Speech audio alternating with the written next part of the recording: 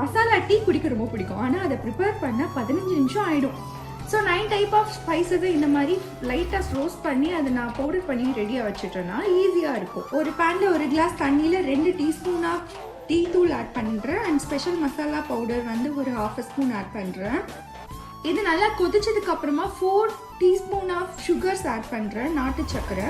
இதெல்லாம் சேர்ந்து ஒரு 5 மினிட்ஸ் நல்லா கொதிச்சதுக்கு அப்புறமா தான் நான் நல்லா காஞ்ச சுட சுட இருக்கிற மில்கை ஆட் பண்ணுறேன்.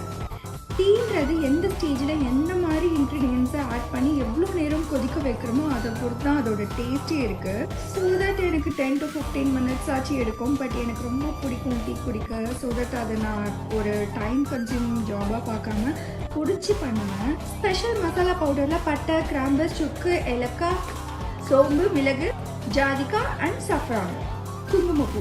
இது ஒரு 2-3 மந்த்ஸ் எனக்கு வரும். தேங்க்ஸ் ஃபார் வாட்சிங்.